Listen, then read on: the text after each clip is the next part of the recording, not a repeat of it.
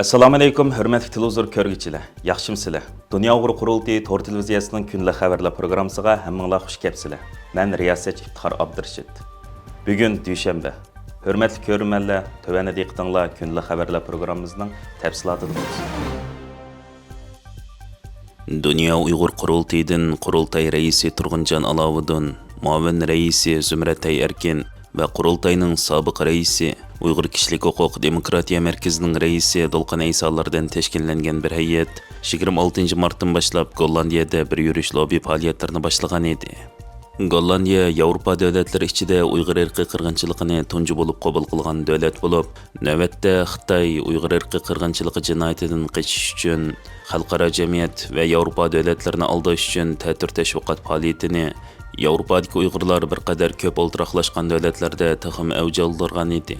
Qurultay heyeti bu faoliyatlar jarayonida Gollandiya hukumatining har qaysi ministerliklari va parlament a'zolari bilan ko'rishib, Sharq Turkistonda hilmi ham davom qilayotgan Xitoyning irqiy qirg'inchiligi, Xitoyning chegara halqigan bostirishi, shundaqla Uyg'ur irqiy qirg'inchiligi jinoyatini aqlash uchun elib berayotgan Yevropa davlatlarining fuqaroligiga o'tgan ba'zi kishilarning vatanga sayohat qilishiga yo'l ochib berish, ta'tir tashviqot orqali demokratik davlatlarning kishilik huquq qonun nizomlarini ko'zga ilmasligi va Gollandiyadagi Uyg'ur muhojirat uchrayotgan amaliy qiyinchiliklar haqida suhbat ilib berib, ba'zi masalalar haqida birdeklikka kelishib, bir qator muhim uchrashuvlarni ilib borgandan sart Amsterdam shaharlik hukumatga vatanimizning ismini Sharq Turkiston deb elishni tashabbus qilgan va uni ovoz qo'ygan parlament a'zosi Sulaymon Koyuncu bilan ko'rishib, mol mazmunli suhbatlar ilib borgan.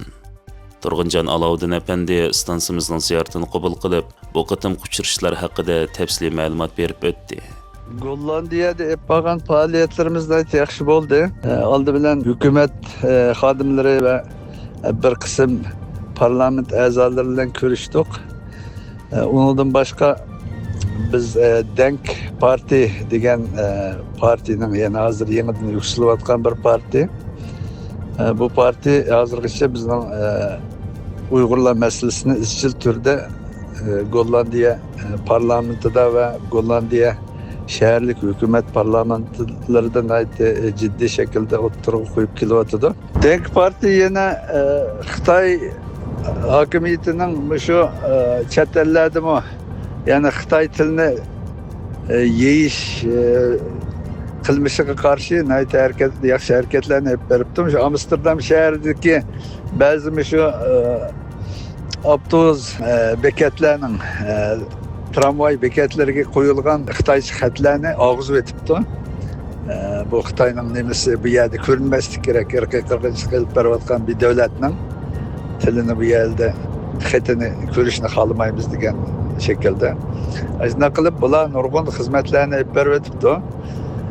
Biz shuningga rahmat aytish va hozirgi Uyg'urlar vaziyatini anglatish uchun bularning markazini ziyorat qildik. Bizni Denk Partisining Amsterdam shaharlik parlamentiga saylangan rahbari Sulaymon Koyuncu efendim kutib oldi. Yaxshi suhbat ilib bordik. O kishi bizni samimiy kutib oldi va bundan keyin Dunyo qurultiyi boshda va butun Uyg'ur Gollandiyadagi Uyg'ur tashkilotlari bilan hamkorlashib Uyg'ur meselesini izchil turda Gollandiya parlamentida va shaharlik hukumat parlamenti olsun, Gollandiya xalqiga olsun, hammaga davomli Uyg'ur meselesi haqida so'zlab turganligi, Uyg'ur meselesini o'tirib qo'yib turganligi haqida va'dalarni berdi. Qurultay heyeti bu qatimqi faoliyatida Gollandiya Adliya ministerligi, Gollandiya Ko'chmanlar idorasi va Gollandiyaning parlamentida uchrashuvlar va yig'inlarga qatnashgan bo'lib, Zumratay Erkin xonim Qurultay heyetining bu qatimqi Gollandiyada ilib borgan uchrashuvlar haqida ma'lumot berib, mundaq deydi. Bu navbatlik Gollandiya safarimiz Yevropa poytaxtlarida yana bir qatim Uyg'ur masalasini kun tartibga kelish nishon bilan Fransiyaning poytaxtiga va Gollandiyaning poytaxtiga bordik. Uningdan sirt mush jarayondami yana faqat davlat tillam emas, mushu ba'zi Uyg'urlarni qo'llab kelayotgan shahar hukumatidagi ba'zi insonlar va saylangan siyosatchilar bilan ko'rishib, Amsterdamning shahar hukumatining Süleyman Koyuncu degan efendi bilan ko'rishib, bu jarayonda bu adamning nurg'unlagan Uyg'urlar uchun qanchalik xizmat qilganligi, masalan, Huawei, Dahua, Hikvision degan texnologiyalarni shahar hukumatini ishlatmaslik uchun yo'llarni mengib ekan. Shu jarayonda shundaq konkret shaklda Uyg'ur masalasiga qanday ko'ngil bo'lish va bundan keyin shu bizning Yevropada yashayotgan Uyg'ur jamoatlarga qanday shaklda yordam qilish ishlarini osonlashtirish degan umumiy tema bo'ldi. Nihoyatda yaxshi, unumlik va natijali bir safarimiz bo'ldi deb. Növbətdə Avropa və dünyanın hər qaysı joylarında yaşaydigan Uyğurlar duş kelayotgan qiyinchiliklardan biri Uyğur kishi ismliklərinin rəsmi hüccət və kimliklərdə tajovuzchi Xitoyning assimilyatsiya siyosati sababidan Xitoycha ahang talaffuzi bilan yezilishi masalasi bo'lib, Uyg'urlar turishliq davlatlarda nopus ishlarida ism familiya masalasi, bolalarning tug'ilish isboti, diplom qatorliqlarda ba'zida Xitoy konsulidan yoki mustamlik ostidagi vatanimizdan munosabatli hujjatlarni ilishga yoki akaldirishga majbur bo'ladi. Bu Uyg'ur muhojiratida nihoyatda zo'r qiyinchiliklarni paydo qilgan bo'lib, Xitoy konsuli bu hujjatlarni ta'minlashni chegara halqigan bostirishning bir partisi qilib olgan edi. Bu munosabat bilan qurultay hay'ati Gollandiya Adliya Ministerligi, Gollandiya Ko'chmanlar idorasida ilib borgan uchrashuvlarda bu masalani o'ttirib qo'yib, Uyg'urlarning siyosiy panohlik masalasi sababidan Xitoy konsuliga bora olmaydiganligini, shundaqla Xitoy konsulining Uyg'urlar uchun bunday materiallarni ta'minlashda ba'zi shartlarni qo'shadiganligini, konsulga borgan kishining vatandagi oilasining xatarga uchrash ehtimoli borligini, siyosiy panohlik ahdnomasi bo'yicha aslida bir demokratik davlatda panohlik tilguchining bunday masalalarda o'zi qochib kelgan davlatning elchixonasiga berib material ilishga zo'rlanishining xalqaro ko'chmanlar qonuni va siyosiy panohlik ahdnomasiga uyg'un emasligini o'ttirib qo'yib, Gollandiyadagi Uyg'ur jamoati uchrayotgan amaliy qiyinchiliklar haqida birdeklikka kelishgan. Bu haqdagi tafsilotlarni Dolqin Ayso apandi ko'rmanlar bilan o'rtoqlashib o'tdi. Bu qadimgi Gollandiya ziyoratimiz jarayonidagi ko'rishlarda muhim tilga ilishtirishli nuqtalardan birisi shu Gollandiyada Uyg'ur jamoati duch kelayotgan real qiyinchiliklar masalasida Adalet Bakanlık ministerlikleri bilan bo'lgan suhbatlarimiz masalasi kun tartibga keldik. Bu yalnız Gollandiyada emas, diasporada Uyg'urlar yashayotgan davlatlarda duch kelayotgan real qiyinchiliklar, bularning ba'zi davlatlarda buni o'xshash bo'lmagan shaklda hal qildik. Bu qaysi problem degan vaqtda, nima masala degan vaqtida shu Uyg'urlarning o'zining ismini ishlatilmasligi, ya'ni Xitoy kimliklarda va yoki pasportda Xitoy pingyingini yozganligi uchun bu yerdagi Uyg'urlarning ismi Xitoychilashtirilgan va yoki o'zining ismi bo'yicha keyin Gollandiya vatandoshligini va yoki iltija pasportlarini ağa vaqtının üzrə başqa dövlətlərdən oxşaş bu xil qiyinchiliklarga duch kelyapmiz.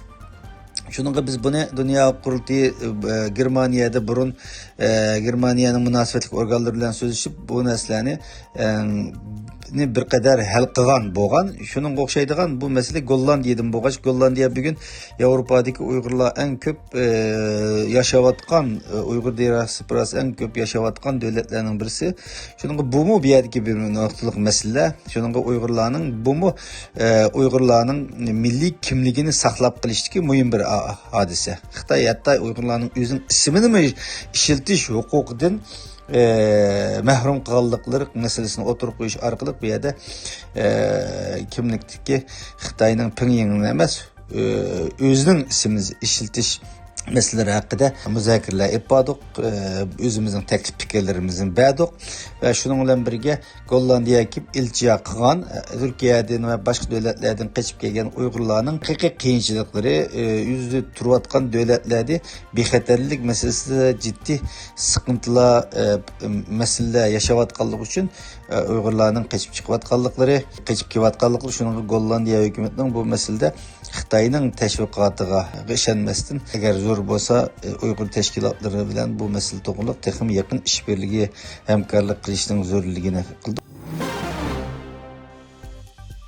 Kanada parlament a'zosi Ma Rong-jing Uyg'ur majburiy emgak dalillarini inkor qilib, g'azab qo'zg'agandan keyin kechirim so'rashga majbur bo'ldi.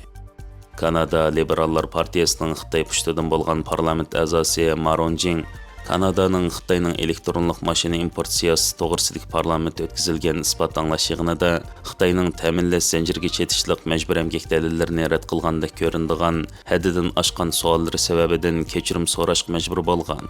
Ma Rong-jing 26 martdagi Kanada parlamenti sanoat va texnika doimiy komitetining guvohlik anglash yig'inida Uyg'urlar uchrayotgan sistemalik qirg'inchilik sal qarg'anlik uchun kishilik huquq faoliyatchilari va o'qituvchi parlament a'zolarining qattiq g'azabini qo'zg'agan. Have you witnessed this yourself? Have you been there ever? I've been to Sorry. China many times. Have you witnessed since forced labor in 1979? Have you witnessed forced that? Just a short answer.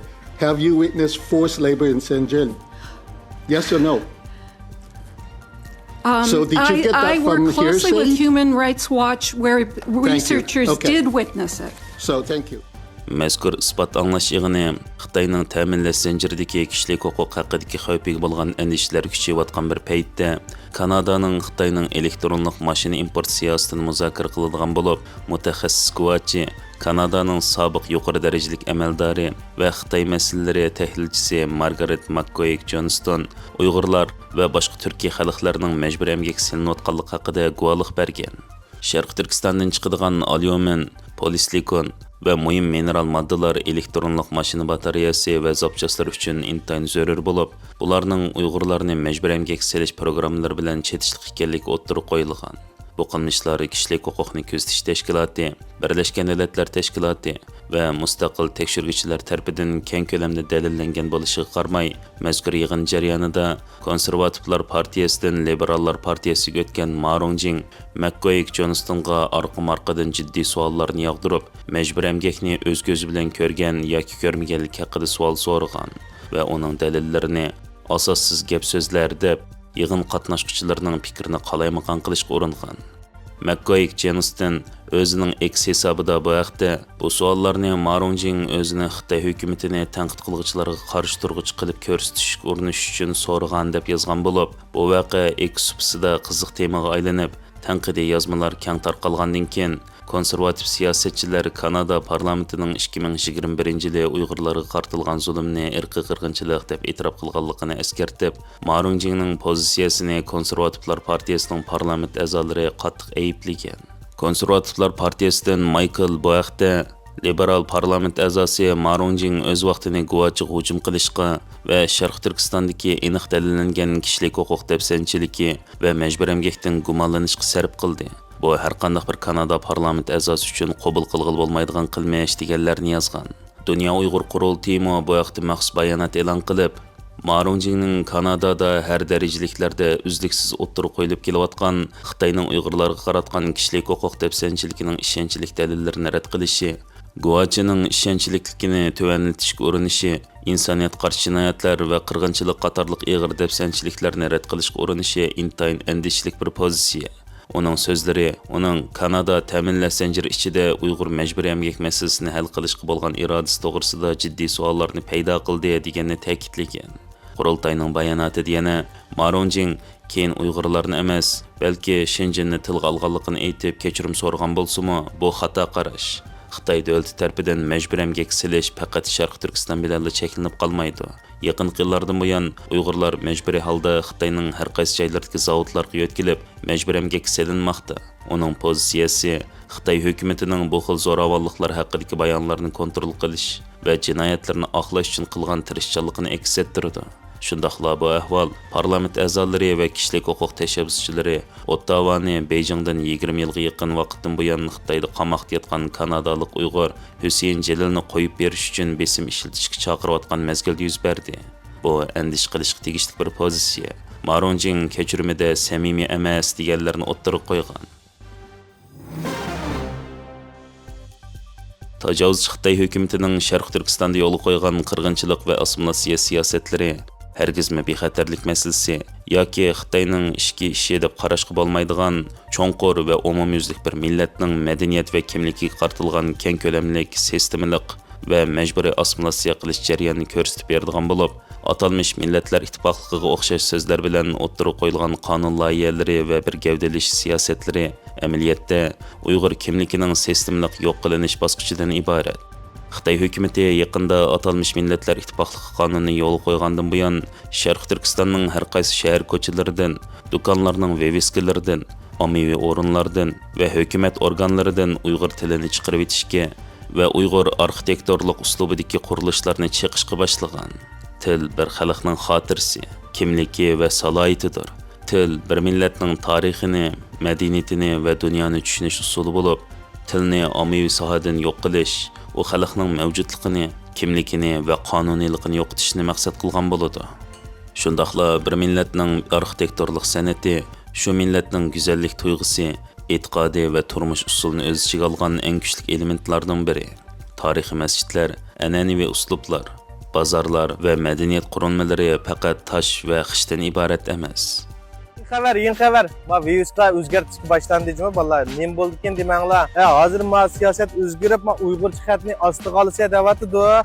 Shuning uchun ma buga ma chona yiqodiki, birimiz asqan ma xeridaning virusining xatini hozir o'zgartirish qilyapmiz. Cho'qim Xanzucha xat ustiga bo'lishi kerak. 70% holatda cho'ng chiqadi. Uyg'urcha xat 30% bo'ladi. Endi sizlar o'z oldinglarga bunda qilib olsanglar, Uyg'urchani ustiga qilib yo'g'on qilib olsanglar, ya'ni o'xshash o'tgandan keyin endi ilvitinglar deb qolsa shu o'zinglarga ziyon bo'ladi. Diqqat qilgan eng muhim ish, buningdagi virus yostib qolsanglar, mayli kimga satsanglar mayli, mening deganim bo'yicha qilsanglar bo'ladi.